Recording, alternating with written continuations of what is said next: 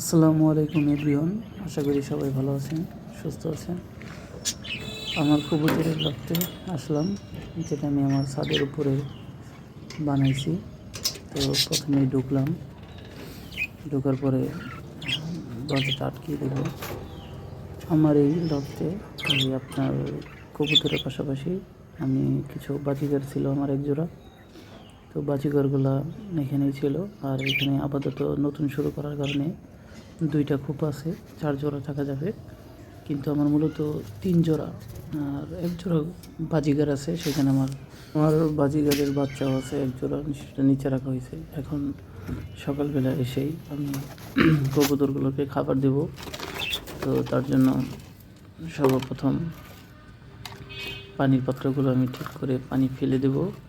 ফেলে দিয়ে এখানে নতুন পানি দিয়ে তারপর আস্তে আস্তে খাবারগুলো দেব।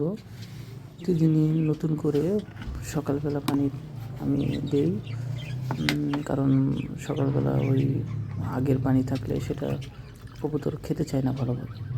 তো এর জন্য টিউবওয়েল থেকে পানি এনে তারপরে দেওয়া হচ্ছে। এরপর খাবারটা আমি ঢেলে দেব, যেটা আমি খাবারের পাত্র কিনে আনছি। কারণ আমি যেহেতু প্রথম শুরু করছি, তার জন্য সব কিছু আমি প্রপারলিভাবে করতে পারতেছি না। তার জন্য আমি আন্তরিকভাবে দুঃখিত।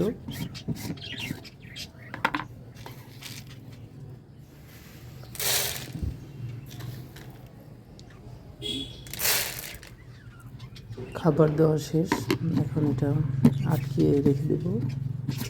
তারপর আপনাদেরকে দেখাচ্ছি আমার কবুতরগুলো।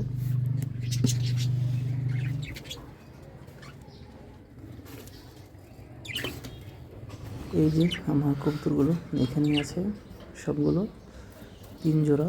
তো সব